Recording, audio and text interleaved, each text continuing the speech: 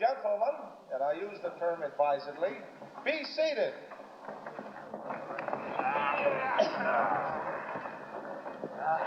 Good evening, ladies and gentlemen, and welcome to the 13th unlucky Stag Club Minstrel Show. We have a very great collection of acts here tonight. Collection of acts that hasn't been seen since the days of P.T. Barnum. And as I look over this crowd this evening, I feel that P.T. Barnum was right. And right now we're going to get the show underway. We're going to call on the proprietor of Alvy's Package Store, Albert Chapino, a man who's been in the business for a long time. And he's going to sing If You Knew Susie.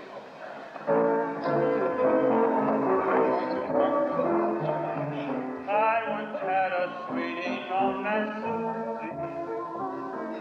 In the words of Shakespeare, she's a wow.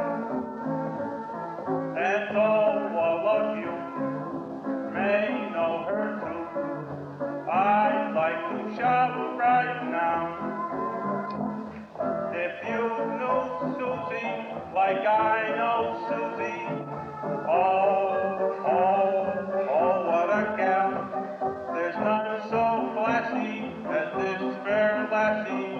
Oh, holy Moses, what a chassis. We went riding, she didn't walk. Back from Warlock, I'm the guy that had a walk. If you knew Susie like I know Susie, oh, what a gal.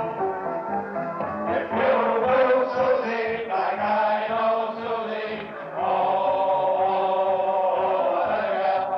If not so classy as this fair lassie, oh, holy Moses, what a chassis. We went riding, we didn't walk. Back from Warlock, I'm the guy that had a walk. If you knew Susie like I know Susie, oh, what a gal.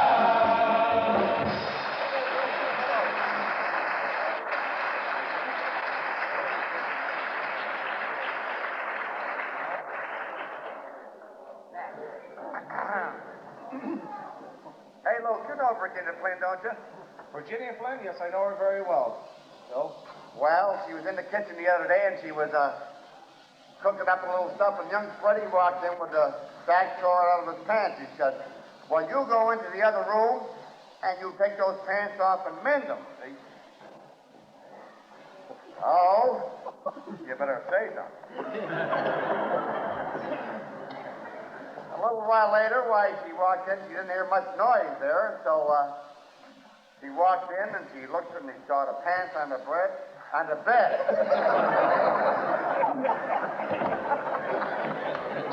I told you I'd be worse than last night.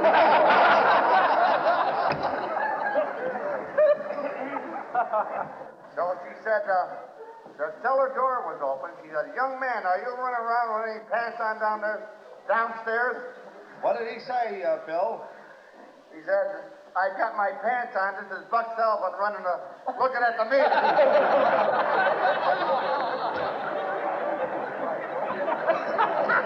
Hey!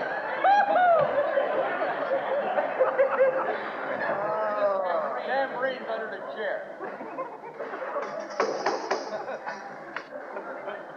Hey, Luke, you know Clady Bottroy's little boy, Marty? Yes, he's a cute little shaver, isn't he, Jack? Sure is. You know, the other day, Benny had him down Waterbury. Yeah? They went to Howland Hughes, and they were going up on the 3rd floor, so they decided to take the elevator. They started up in the elevator, and they got pushed towards the back of it because it was quite crowded, and there was quite a big woman standing in front of Marty. All of a sudden, she lets out a terrible scream. She turned around, and she glared down at young Marty. Well, what was the story, Ted? Marty just looked up at his mother and he says, I did it, Ma. She stuck it in my face, so I bit it.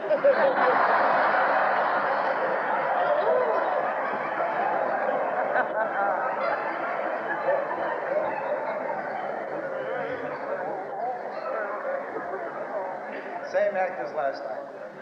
One of the sad notes in our program this evening, ladies and gentlemen, is the fact that Harry Lynch, who has been with us the first 12 of our shows, is unable to be here tonight owing to a death in the family. And while we're on the subject of sad notes, I'm the only one available who doesn't have another job collecting tickets or turning on the lights who can sing the song. So I'm going to attempt to sing Play to Me Gypsy. No matter how it sounds, if you see Lynch, tell him it sounded wonderful.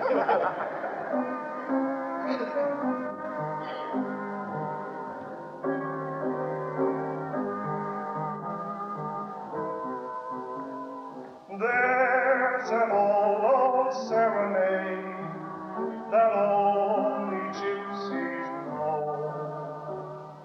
humming through the forest lane from long ago. Once a roaming Romany sang that sweet song to me. Now my heart is pining for his melody. Oh, play to me, gypsy, the moon's high above. Oh, play me your serenade, the song I love. Oh, sing to me, gypsy, and when you are gone, your song will be haunting me and lingering on beside your caravan, the campfire's bright.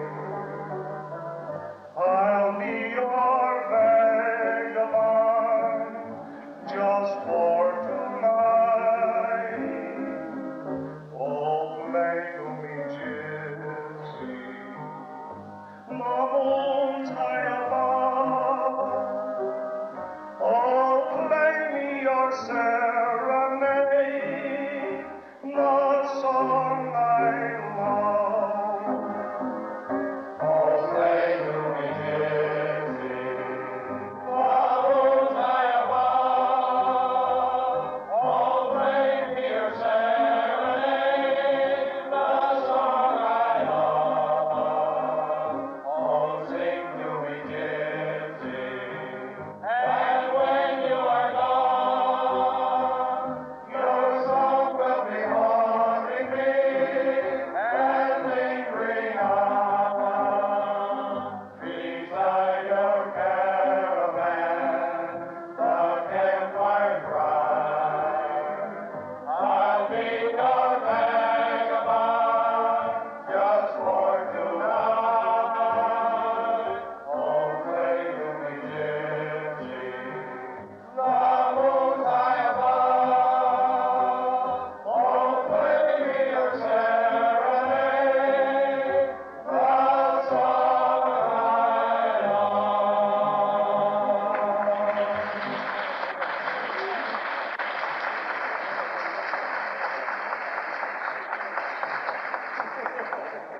I say, Lou, I'll say what? have you noticed how miserable and mean Jack Waters has been lately? Lately? You mean the last 50 years? You know, it's funny though, Lou. Jack isn't really the hard to get along with sort of type. As a rule, he's quite mild-mannered, easy to get along with. Why, just the other day, Jack was walking down Main Street, came upon this little boy sitting on the curb crying. Jack stopped and asked the little boy what he was crying about. The little boy looked up at Jack and said, "Sir, I'm crying because I can't do some of the things that the big boys do." Well, I'll bet Jack was sympathetic. He sure was. He sat down along beside him and cried too.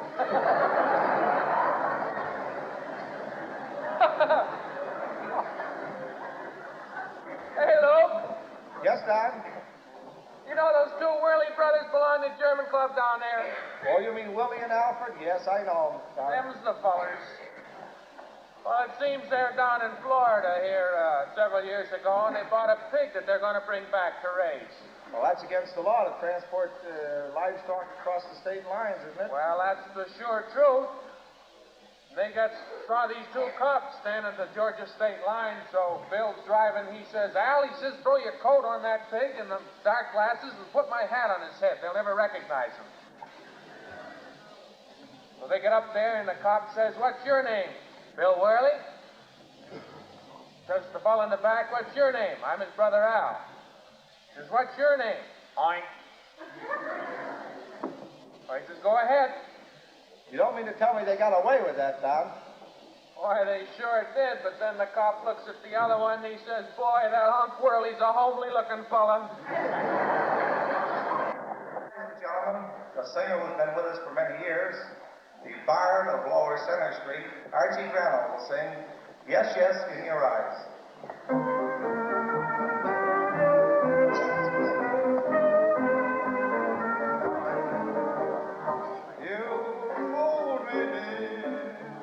Now for a year, my heart you candlelight, but without doubt I have found out the secrets in your eyes. Your lips tell me no, no, but there's yes, yes in your eyes.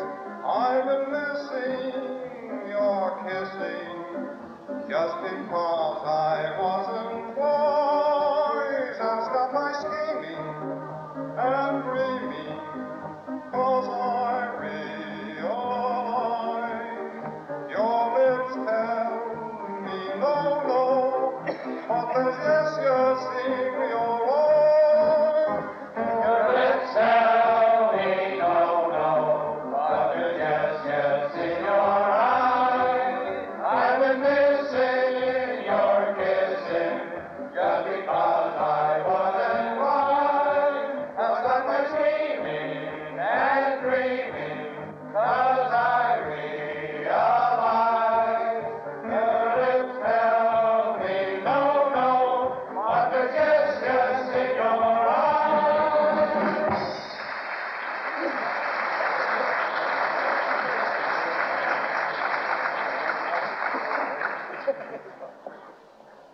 I know everybody's waiting for me to fall off the stage.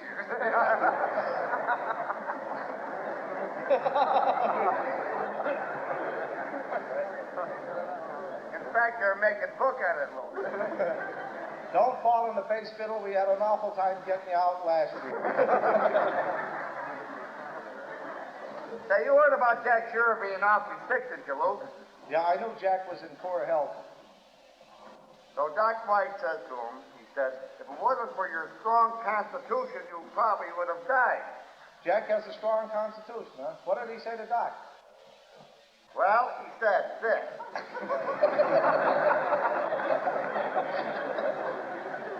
Don't forget that when you make out the bill now.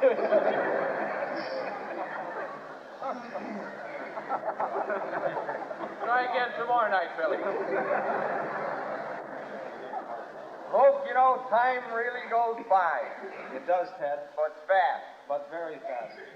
Seems like only yesterday that Mattie Monahan and Myrna Driscoll got married. I thought it was the day before, but I guess you're right, Ted. I was up to see Mattie the other night. I wanted to order some Christmas cards for next year. I'm an optimist. And Mattie and I were sitting in the living room talking things over, and all of a sudden Myrna came running in. She says to Mattie, darling, she says, I'm afraid your dinner's burned tonight. Well, did Mattie get upset? Mattie says, ye gods, don't tell me they had another fire down at Cruiser's Delicatessen.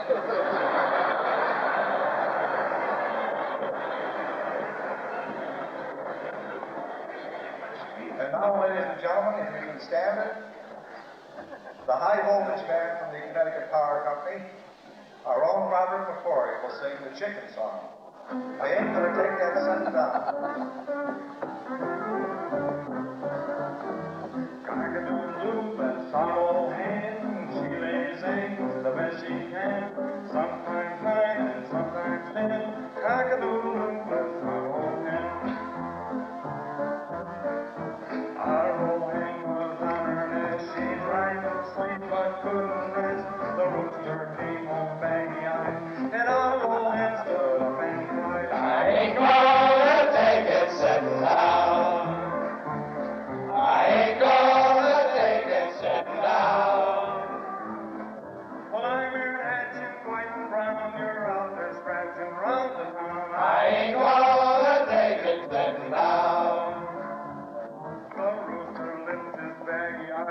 expecting her to sympathize, but she said you've been dancing raw. You dance on turkey and let us go. I ain't gonna take it sitting down. I ain't gonna take it sitting down. Well, I'm here hatching white from you're out there scratching round town. I ain't gonna take it sitting down. I heard it said while on the loose you made the spot with fire goes from all reports of Honolulu. You tell that cruiser's good. I ain't gonna take it sitting down. I ain't gonna take it sitting down. You needn't hang around, please stop in and eat that chicken feed. I ain't gonna take it sitting down. Buddy, will you assist me in a chorus of Who's Sorry Now, please? Well, if you would sail me don't go. There we go. Sorry now, sorry now, whose heart is aching for breaking each vow? Who's sad and blue, who's sorry too, just 'cause I'm lonely for you. Right to the end, just like a friend, I tried to warn you somehow. You had your way, and now you must pay. I'm glad that you're sorry now. Hey, thank you.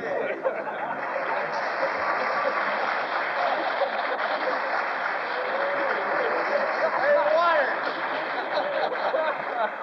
Throw that thing out the window, will you? I say, Luke. Yes, Mac. You know Jack Atwood's father, Bert Atwood? Oh, Harold. Yes, I know Harold. Well, the other day, Bert said to Jack, he said, you know, Jack, after 2 years of college, you're nothing but a lazy loafer and an all-around nuisance. In fact, he said, I can't think of one good thing that it's done for you. Well, I know Jack's been to college for a couple of years. He must have had an answer, Mac. He did. His eyes brightened up. He says, well, Pa, I can think of one good thing. It stopped Ma from bragging about me.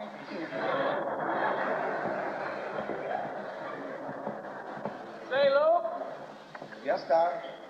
you hear about the trouble that Henry G's had over here at the Thomaston house last week?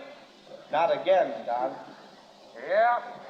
Seems a drunk walked in there one night about 7:30. A bunch of fellas in the bar, and he walks down the end. He says, give me double scotch and soda. He says, give each of these other fellas a double scotch. And he says, one for you, too. Sounds like a good customer to me. Oh, Henry like that. All that business and a free drink, too. Well, Henry asked him for the money. And then came the trouble. He says, I don't have any. Oh, Henry was mad. He smashed him in the nose, and he beat him up, and he kicked him right out the door. Well, that drunk wasn't going to give up. He came back again about 7:30 the next night. Down the end of the bar, he says, give me a double scotch and soda, set up these other fellas, and here's $10. Henry says, well, how about me? What did the drunk say, Don? He said, oh, with you, you get nasty when you drink.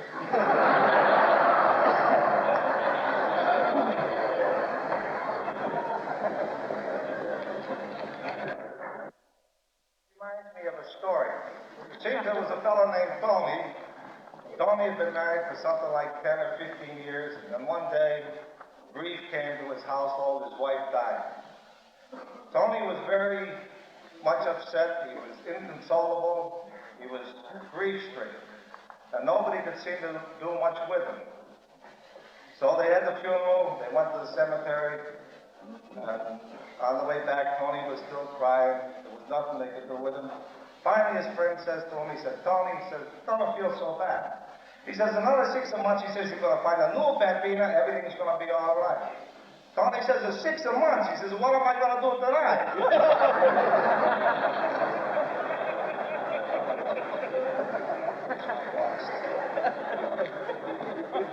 You laugh like that again, you're going to upset the whole show.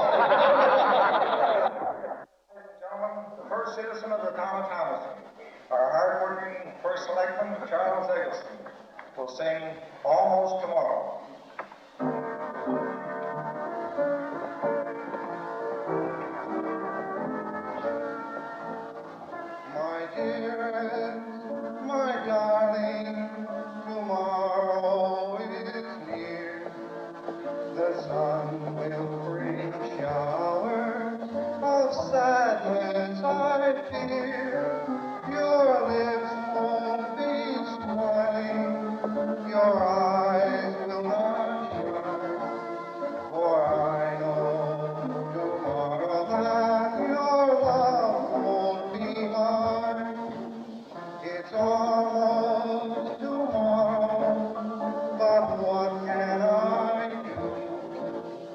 your kisses. Oh, tell me that your love is untrue. I'll love you forever till stars cease to shine. And hope someday, darling, that you'll always be mine.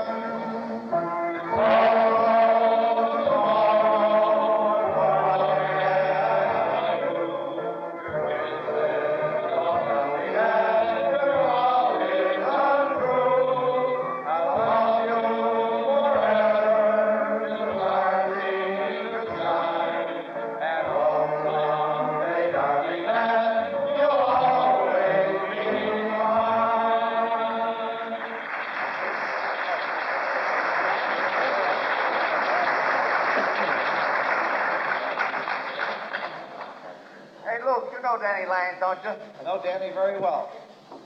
Well, Danny was down in New York. He was training down there to be an undertaker. Yeah? So they got a big call one day down to the Store Club that some man had dropped dead down there. So Danny went down and he asked the manager what the man's name was and what his religion was. So he got everything and he says, religion, I don't know. So Danny says, was he a Catholic, was he a Jew, or was he Protestant? The manager said, I think he was an atheist. Well, what did Danny have to say to that, Bill? So Danny looked down at him. He's all dressed up in these full-dress clothes. He said, what a pity. All dressed up and no place to go.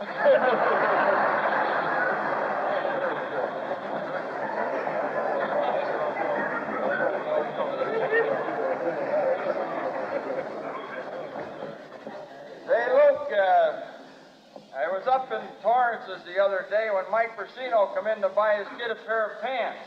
That's all. I thought Mike made his. Well, you know, Mike's pretty fussy shopper. Yeah? They had pants laying all over the place. And finally, Mikey picked out a pair. He says, I like these, Gene. Gene says, well, he says, you want a zipper front or buttons? What did Mike say? Mike thought a minute. He says, you better give me the buttons. He says, he's got a jacket home with a zipper on it, and he's always getting his tie caught in it.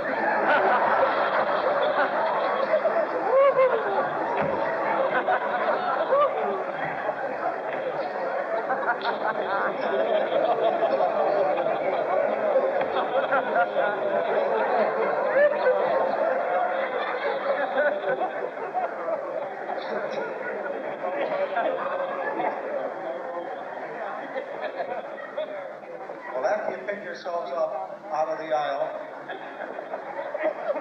the next act, ladies and gentlemen, is not even on the program, and we had all more or less hoped that it wouldn't be necessary.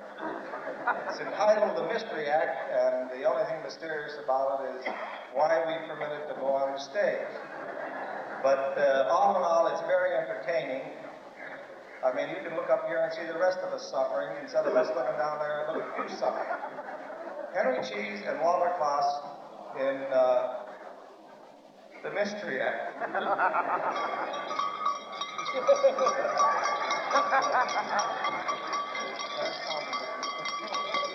Where's Walter Kloss? Look, where's Walter? I haven't seen him yet.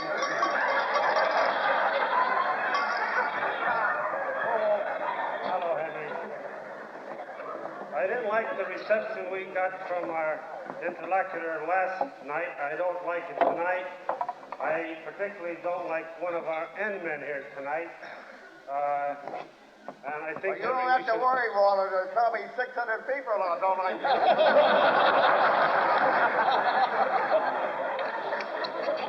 I would like to have you come see us, Mr. Kane. Take care of him, Henry. I'll shoot him. This act was bad enough before it get me up. But we're very glad to be here. The two misses that you see here, we owe to our distinguished director, Jack Waters. If it hadn't been for him, we probably would have been better. Come on, folks, you're not going to live forever. This is pink time. Wake up, don't fall asleep there. But we do have a lot of characters in this club, and they're all fairly good. Archie Grana working down in the cellar, fine paneling, and the little girl saying to him, Daddy, what are those holes there? And Archie says, they're not holes. The little girl says, if they're not holes, what are they?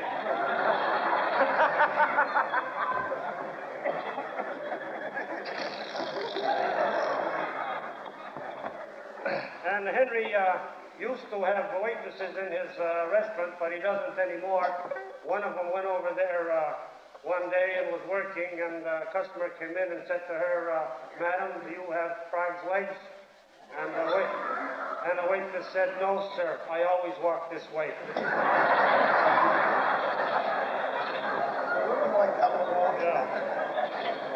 Of course, the other restaurants are just as bad. Over in O'Brien's restaurant, a customer went in there one day and ordered soup, and he got soup.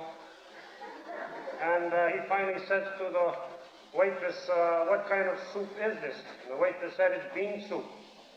The customer said, never mind what it's been, what is it now?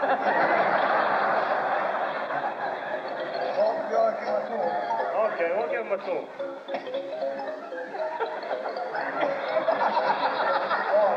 People pay 75 cents a seat, and they want to get 75 cents for it, so you better get rid of that. They're losing money on this deal out there. They've been losing money since for the last 10 years. Well, okay, Henry. Could I have a violin, please? Don't break it. Oh, no, I'll take good care of it here. Look out, Kent, look out. What?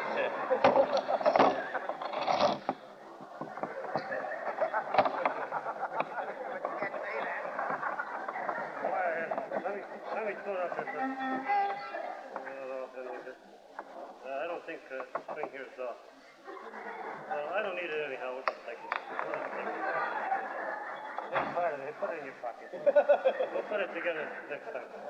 Well, why don't you play it first, and I'll sing, and then maybe I'll get the tune. Okay.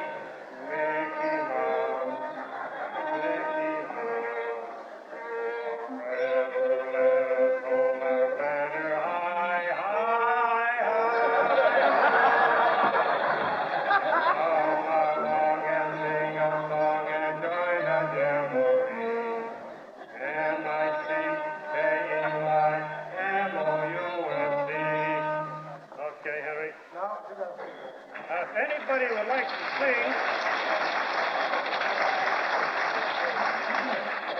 oh, you don't have to. We know we're good. Okay. Wait a minute. Easy.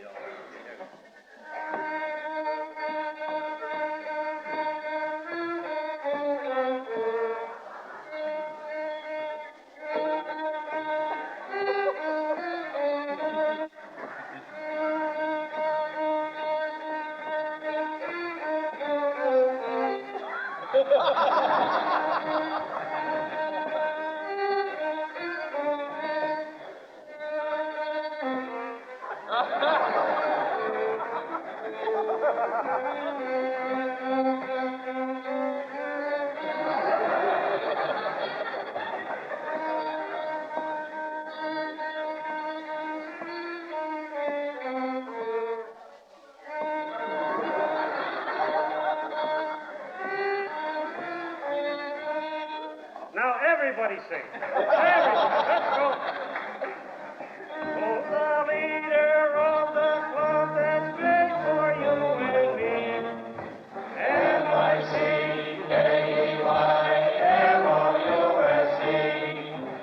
Hey there,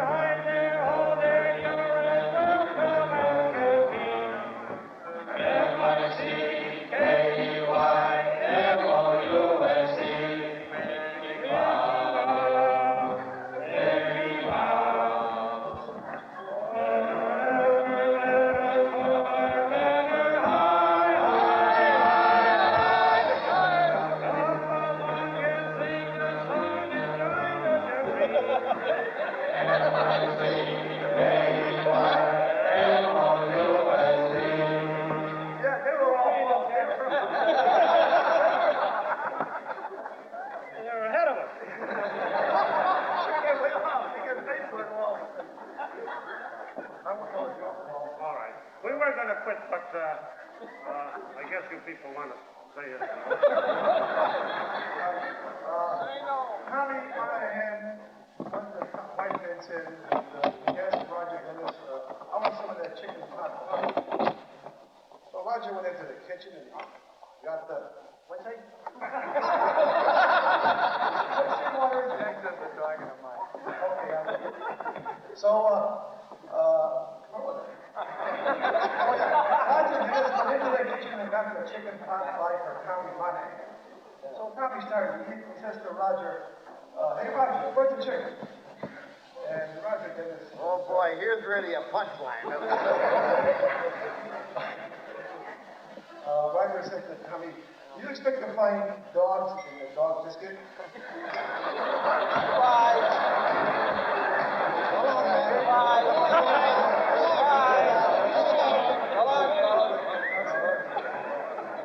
Yeah, I was just going to tell one, and then we'll call it quits here after a little song. I just got to get my punchline in about our first selectman, Eggleston. You know, his wife was entertaining at Canasta one evening, all her friends on in Warner Lane, and they heard the pitter-pattering of little feet up in the upstairs hallway from the bedrooms, and she said, hush, she said, children are going to give their midnight message. It gives me such a deep sense of reverence to hear them. So everybody kept quiet, and all of a sudden this shrill blast of hot air hit the room there. Mama, Willie found a bed bug.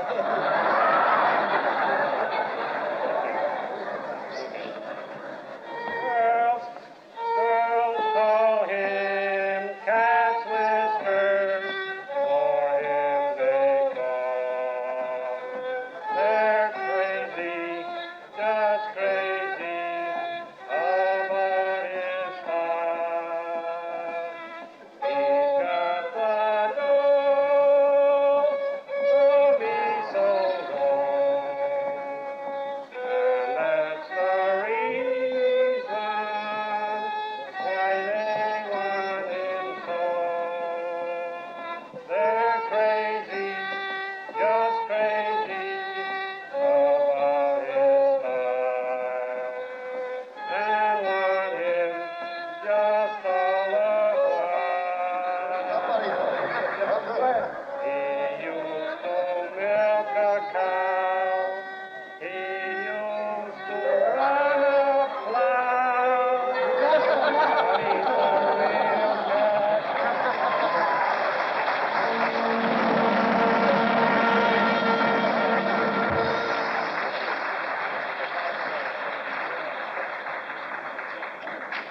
One of them sells houses for a living and the other sells beer, and it's a good thing.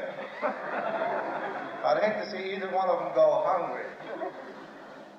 And now, ladies and gentlemen, the star of our show, a fellow that we've all enjoyed for a number of years.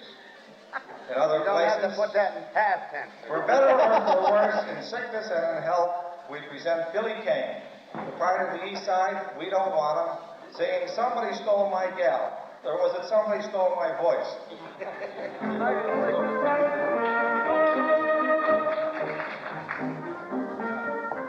Always takes me a little while to put the mic down first, you know. Actually, I have to have everything very nice. See, but I'm lonesome and blue. I lost the best girl I ever knew. I never knew what it meant to be sad. I never knew I'd miss her so bad. She only left yesterday. Somebody stole her away. Somebody stole my gal. Somebody stole my pal. Somebody came and took her away. She didn't even say she was leaving. Those kisses I love so. She's getting now, I know. Honey, if you could see, I know that she'd come back to me. Broken-hearted, lonesome pal. Somebody stole my gal. Somebody stole my gal. Somebody stole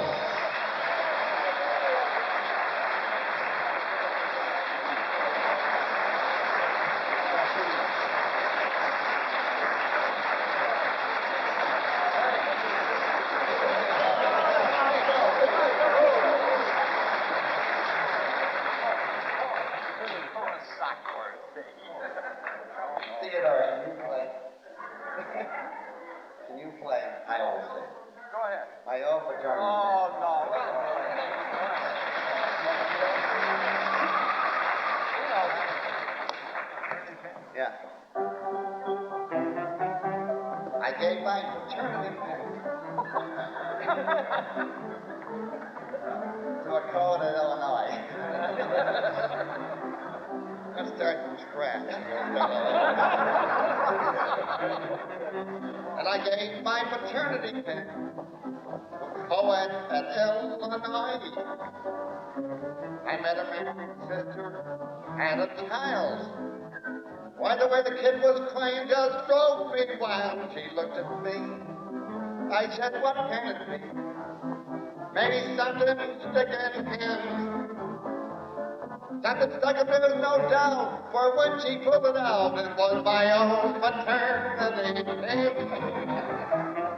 Hey, my fraternity pin to a poet in Illinois. I had a married sister, she had a child. The way the kid was crying, it drove me wild. She looked at me, I said, what can it be? Why, maybe something sticking in. Something stuck in there, no doubt.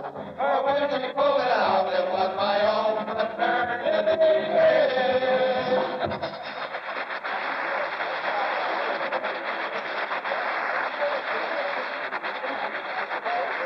I say, Brother Luke, Yes, ma'am. you know Albie's wife, Peg? Well, I've known Peg for the last 30 years, and my father knew her for the first 30.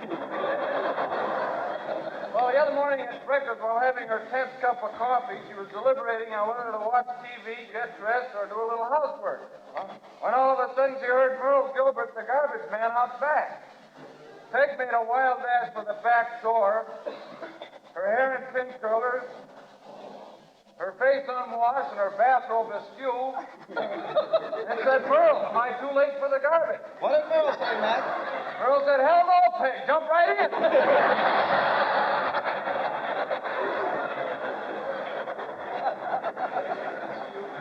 Say, Luke, Yes, Don. did you hear that Rev Fuller and Swifty almost got in an awful fight down at the drugstore? No, I didn't. It surprises me very much.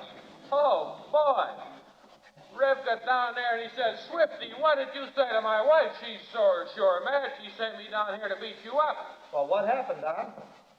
Well, it seems that B got a prescription from Doc Sampson, and she went down to Swifty to have it made out. What happened then? Well, Swifty says to Rev, I made it up. I gave her the suppositories. She says, what do I do with it? And I told her.